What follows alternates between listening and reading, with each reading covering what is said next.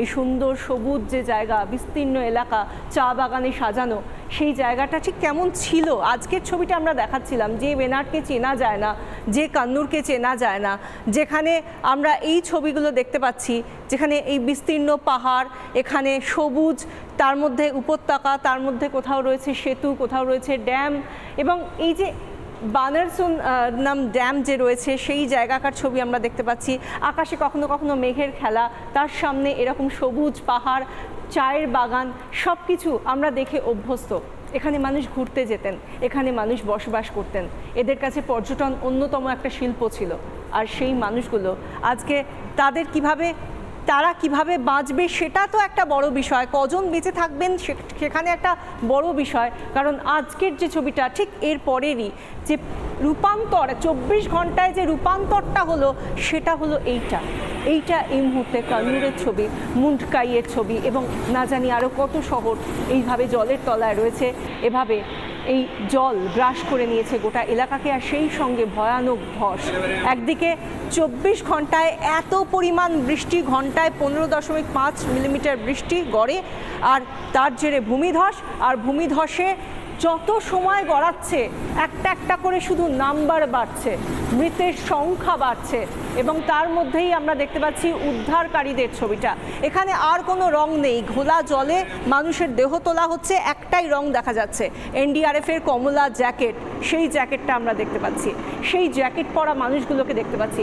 Helicopter উঠতে শুরু করেছে, কিন্তু তার মধ্যেও বারবার বাধাপ্রাপ্ত হচ্ছে হেলিকপ্টার। তার কারণ আমরা দেখতে পাচ্ছি যে হেলিকপ্টার উঠতে গেলে যেভাবে আবহাওয়ার সমস্যা, সেই সমস্যার কারণেই এখানে পাওয়া যাচ্ছে না এই যেভাবে হেলিকপ্টার উঠতে গেলে তার যা আবহাওয়ার দরকার হয় বা যোগাযোগ ব্যবস্থা যেরকম সুপ্রসন্ন থাকতে হয়, সেটা নেই এই মুহূর্তে। কারণ ইতিমধ্যেই ভারী বৃষ্টির পূর্বাভাস রয়েছে গোটা রাজ্যের জন্য, ওয়েনাডের জন্য তো বটেই। 1 তারিখের আগে এই ভারী বৃষ্টি থামবে না, তাও জানিয়ে দেওয়া হয়েছে মৌসুম ভবনের তরফ থেকে। আর সেই জায়গায় এখন যত সময় যাচ্ছে, এখন তো রাত হয়ে গিয়েছে, উদ্ধার কার্যে আরোই সমস্যা। এইরকম কারোর দেহ কোনোভাবে ধসের মধ্যে আটকে থাকে, সেই জায়গা থেকে যদি কাউকে উদ্ধার করা যায়, কোনো মানুষের দেহে যদি এতটুকু প্রাণ থাকে, তাকেও যাতে নিয়ে আসা যায় চিকিৎসার জন্য, সেই চিকিৎসাও করা হচ্ছে, সেই চেষ্টাও করা হচ্ছে প্রশাসনের তরফ থেকে। কেরলের স্বাস্থ্যমন্ত্রী ভিনা জর্জ কি বলছেন শুনুন। NDRF team there, but 4 more teams will be joining there. We have 5 force teams there, and also Navy will be reaching there. খুব ভয়ানক অবস্থা, একটা সেতু পুরোপুরি ডুবে গেছে, যোগাযোগ ব্যবস্থা ঠিক করার চেষ্টা চলছে, হেলিকপ্টার দিয়ে উদ্ধার কাজেরও চেষ্টা চালানো হচ্ছে, কিন্তু আবহাওয়া খুব খারাপ। বারবার শুনছি ভূমিধস, হঠাৎ করে কোথাও ভূমিধস হচ্ছে, বহু মানুষের মৃত্যু হচ্ছে। কেন হয় এই ভূমিধস? আমার আপনার কি চিন্তার কারণ রয়েছে? কোথায় হতে পারে ভূমিধস? সেই সমস্ত কারণ খোঁজার চেষ্টা করেছিলাম। এই মুহূর্তে প্লাজমা গ্রাফিক্সে দেখাচ্ছি কি কি কারণে এই বিপর্যয় হতে পারে। প্রথম কারণ, লাগাতার বৃষ্টি এবং জায়গা যদি পাহাড়ি হয়, মাটি যদি ঝুড়ো থাকে, শক্ত না থাকে, তাহলে এই ভূমিধস হতে পারে। পরের স্লাইড। গত 24 ঘন্টায় কেরলে 372 মিলিমিটার বৃষ্টি হয়েছে। গোটা মাসে যা বৃষ্টি হওয়ার কথা, 24 ঘন্টায় যদি হয়, তাহলে মাটি তো শক্ত থেকে নরম হবেই এবং ভূমিধস তো হবেই। তারই সঙ্গে সঙ্গে পাহাড়ি এলাকা, বিশাখা যেমনটা ছবি দেখাচ্ছিল, চা বাগান, পাহাড়, সুন্দর সুন্দর এলাকা, কিন্তু বৃষ্টিতে ধ্বংস। পরের স্লাইড। বৃষ্টির জেরে ধস নেমেছে ওয়ানাডের পাহাড়ি এলাকায়, এবং পাহাড়ি যে কথাটা আমি বলছিলাম, খুব গুরুত্বপূর্ণ বিষয় হলো জায়গাটি পাহাড়ি, এবং তারই সঙ্গে সঙ্গে মাটির যে নেচার, তা হলো সেই পার্টিকুলার জায়গায় মাটি অত্যন্ত শক্তিশালী বা শক্ত নয়। চা বাগান আমরা জানি, চা গাছ, তার শিকড় অত্যন্ত ছোট, এবং সেই শিকড় ছোট হওয়ার কারণে মাটিও শক্ত করে ধরে রাখতে পারে না। ভয়ঙ্কর ভূমিধসের পিছনে অনেক কারণ রয়েছে। কি কি কারণ রয়েছে শুনবো। আমাদের সঙ্গে কথা বলেছিলেন সুজীব কর, ভূমি নিয়ে যিনি গবেষণা করেছেন, ভূমিরূপ তত্ত্ববিদ সুজীব কর, তার কথা শুনবো। কেরালার ওয়েনাদ আজকে যেটা মারাত্মক ভূমিধস ঘটেছে এবং সেখানে প্রচুর মানুষের প্রাণ গেছে, বেসিক্যালি এটা কিন্তু পশ্চিমঘাট পার্বত্য অঞ্চলের অংশ বিশেষ। কেরালাতে আপনারা জানেন দীর্ঘদিন ধরে উন্নয়ন ঘটেছে এবং সেই উন্নয়নের ফলে আলটিমেটলি হয়েছে যত স্বাভাবিক জলধারা ছিল সেই জলধারাগুলো আলটিমেটলি কিন্তু বন্ধ হয়ে গেছে, অর্থাৎ নদী তার প্রকৃত পথ আর আজকে নেই, সেখানে হারিয়ে ফেলেছে। যার ফলে কি হয়, যখনই বৃষ্টিপাত সংঘটিত হয় তখন সারফেসের মধ্যে প্রচুর পরিমাণে জল প্রবেশ করতে থাকে, সারফেসের উপরে ওয়াটার লোড বেড়ে যেতে থাকে। এবং শুধু তাই নয়, পশ্চিমঘাট পার্বত্য অঞ্চল হিমালয়ের থেকেও অনেক বেশি পুরনো, অনেক বেশি প্রাচীন পর্বত, যে কারণের জন্য এই অঞ্চলে আবহবিকার অনেক বেশি ঘটেছে এবং পশ্চিমঘাট পার্বত্য অঞ্চলের এই স্থানগুলো বেসিক্যালি কিন্তু এই মুহূর্তে অত্যন্ত দুর্বল হয়ে পড়েছে। ফলে সেই ধরনের একটা সারফেসের ওপরে যখন এই ধরনের বিপুল পরিমাণ জনবসতি ক্ষেত্র এবং তার সাথে সাথে যাতায়াত বা ইত্যাদি যেগুলো চলছে বর্ষাকালে, যেটা প্রচণ্ড পরিমাণে ভাইব্রেশন ক্রিয়েটেড হচ্ছে, তার ফলে কিন্তু আলটিমেটলি এই ধরনের স্খলনটা ঘটেছে। ফলে কেরালার যে স্খলন সেটা কিন্তু পুরোপুরিভাবে মনুষ্য সৃষ্ট বলতে হবে। সুজীব করের শেষ কয়েকটা কথা সত্যিই খুব ভাবার মতো কথা। তিনি বলছেন মনুষ্য সৃষ্ট এই অবস্থা, এবং তিনি পশ্চিমঘাট পর্বতের কথা বলছিলেন, সেখানকার এই মুহূর্তের পরিস্থিতির কথা বলছিলেন। আমরা কেরলের ওয়েনাডের ছবিটা দেখলাম, সেখানকার ছবি, সেখানকার মানুষের প্রাণে যে ছবিটা এই মুহূর্তে আমরা দেখতে পাচ্ছি, প্রাণহীনতার ছবি মূলত দেখতে পাচ্ছি, উদ্ধার কাজের ছবিও দেখেছি। কিন্তু তার পাশাপাশি এবার আমাদের চোখ রাখতে হচ্ছে হিমাচল প্রদেশের কুল্লুতেও।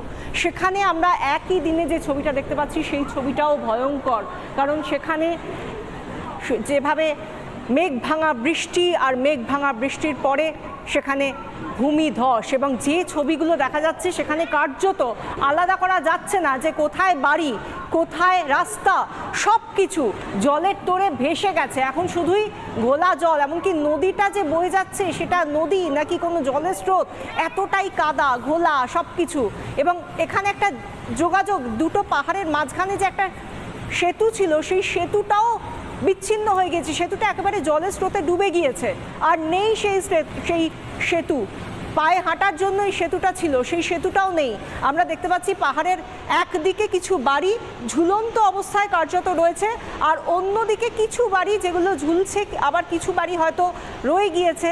জানি না আমরা যে সময় এই বাংলার প্রাইম টাইমে আমাদের দর্শকদের এগুলো বলছি, সেই সময় এই বাড়িগুলো কি এখনও এরকম অবস্থাতেই আছে, নাকি আরও খারাপ কিছু তাদের জন্য অপেক্ষা করেছিল? এখন কি তারা এই জায়গাগুলোতে, যারা এই বাড়িতে ছিলেন, তারা কি এখন ঠিক এভাবেই থাকতে পারবেন এই বাড়িগুলোর মধ্যে, বা এখনও কি কোনো মানুষ এখানে আছেন? কারণ যেভাবে 7 জেলায়, হিমাচল প্রদেশে কুল্লু সংলগ্ন 7 জেলায় ইতিমধ্যেই হলুদ সতর্কতা জারি করা হয়েছে, কারণ আগামী বৃহস্পতিবার পর্যন্ত এভাবেই বৃষ্টি হতে থাকবে এবং এই দুর্যোগ পরিস্থিতি আপাতত কাটছে না। হিমাচল প্রদেশ থেকেও কিন্তু এই পূর্বাভাসই দেওয়া হয়েছে আবহাওয়া দফতরের তরফ থেকে। কিশোর,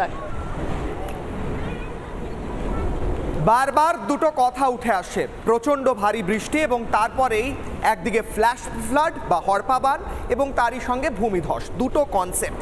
এই মুহূর্তে কি ভয়ঙ্কর হতে পারে এই হরপাবান বা ফ্ল্যাশ ফ্লাড এবং ভূমিধস, দুটো ভাইরাল ছবি দেখাবো। এই মুহূর্তে ছবি উঠে এসছে উত্তরাখণ্ড থেকে, একটি স্কুল বাস যাচ্ছিল রাস্তা দিয়ে, হঠাৎ করে ফ্ল্যাশ ফ্লাড আসে, হঠাৎ করে জল ভেসে আসে। 2 বছর আগের ছবি, কিন্তু কেন দেখাচ্ছি দর্শকদের বোঝানোর জন্য, একটি গোটা স্কুল বাসকে নিয়ে একদম রাস্তার ওপারে ফেলে দেয়।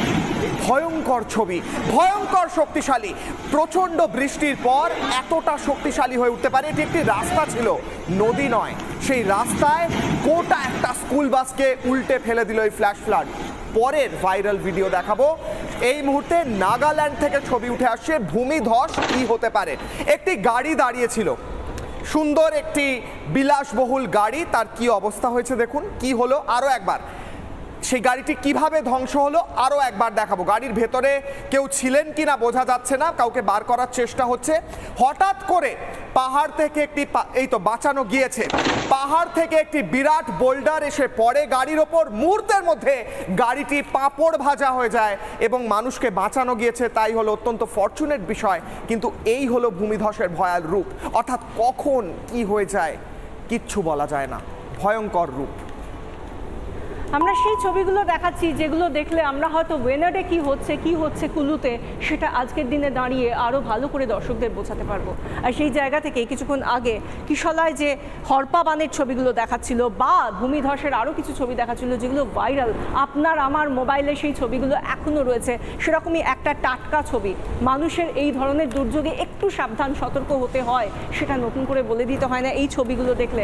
লোনাভালা, পুনের লোনাভালার একটা ছবি এই মাসেই, জুলাই মাসের একেবারে প্রথমেই যে ছবিটা আমরা দেখে সবাই আতঙ্কিত হয়ে পড়েছিলাম। গোটা একটা পরিবার এক রবিবারে তারা গিয়েছিলেন পিকনিক করতে লোনাভালাতে, এবং যেখানে তারা চলে গিয়েছিলেন একেবারে ঝর্ণার প্রায় মাঝখানে, সেখানে হঠাৎ হরপা বানে গোটা পরিবারের সকলে, তাদের মধ্যে শিশুরা রয়েছে, মহিলারা রয়েছে, পুরুষরা রয়েছে, তারা একে অপরকে জড়িয়ে ধরে আঁকড়ে ধরে বাঁচার চেষ্টা করলেন, কিন্তু তারা পারলেন না।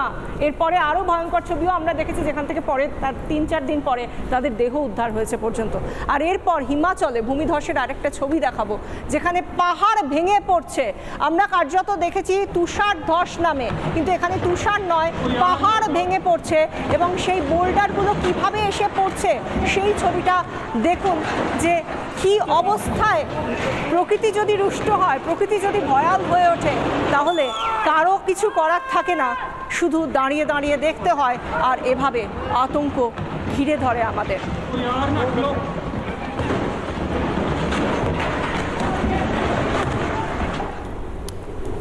প্রকৃতি কি ভয়ঙ্কর হতে পারে, ভয়াল হতে পারে বিশাখা, তার কোনো চিন্তাই হয়তো আমরা করতে পারি না।